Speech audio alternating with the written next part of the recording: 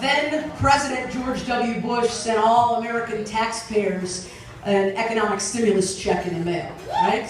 I remember that because when I got that check in the mail, I said, "Thanks, President Bush," and for the first time I wasn't being sarcastic. I had set my mind on buying, with that check, a 1972 Batavis old school pedal start moped on Craigslist.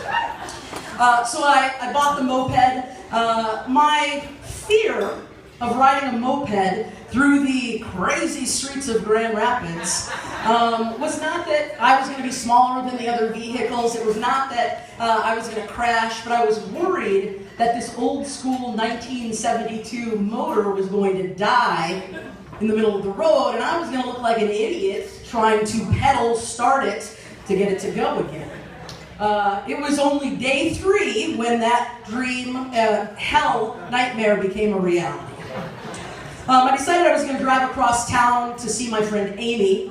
It was about 8 or 9 miles, and I called her and told her I would be over as soon as I could, and I wasn't sure how long it would take because the moped is a little slower.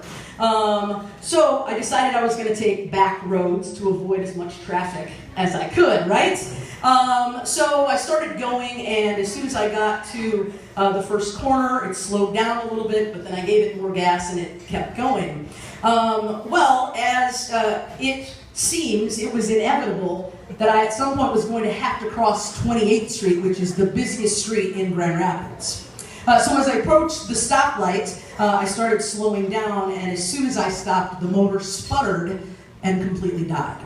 I was prepared for this nightmare, so without panicking, I quickly moved the bike up onto the curb, and I started pedaling as fast as I could. Now, when you pedal a moped, it's like a stationary bike before you put speed or incline on it, where it feels like your legs can't keep up with what's going on, and you look like an idiot. So I pushed the choke, gave it gas, and pedaled, and eventually got it started just as the yellow light turned red and I went across the street. I thought I was safe because it was just me and the moped. I was living my dreams of saving money on gas and enjoying the outdoors without all that pesky exercise. But unfortunately, as I gave it more and more gas, I saw and felt that it was slowing down. It was the opposite of what I intended for it to do. Eventually it died again, and I pedaled and pedaled and pedaled. 15 minutes, I was dripping with sweat, I was out of breath, and I decided right then that I needed to abort this mission. I was 30 minutes into it and half a mile from my house.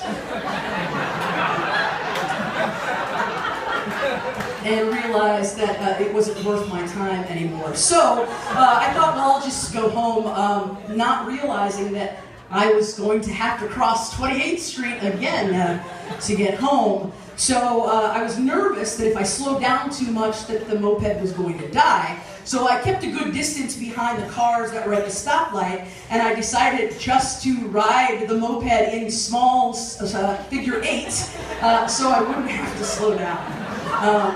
I realize now that I probably looked like some sort of rinky-dink 4th of July parade as I rode in figure 8s. So the light turned green and I went across the street, and as soon as I got across the street, again, the moped died. I was sweating, I was out of breath, I pedaled, hoping no one I knew saw me. I was riding so fast and it started going. I got around the corner and I could see my house 2 blocks away. And at that point, I started feeling dizzy. I started feeling out of breath. I literally saw stars. And I went from my regular hearing to that high-pitched sound you get in your ear just before you pass out. And I realized that not only was I horribly out of shape, but I had pedaled so much during that 30 minutes, if I didn't pull that bike over as quickly as I could, I was going to pass out right in the middle of the road. So I stopped the moped, which of course I had no problem doing that, threw it down on the side, and I threw myself into the shade under some tree in some stranger's yard. I sat there trying to recover, trying to get myself together, wondering if I should be laughing or crying. It was ridiculous at that point. When I finally got the moped up, after I caught my breath, I walked the thing back to my house a block and a half away. And when I went inside to my house, I guzzled about a gallon of water. And then I threw myself down on the cold ceramic tile of my kitchen to cool myself off. And I thought right then, I wouldn't have this moped if I didn't have that stimulus check.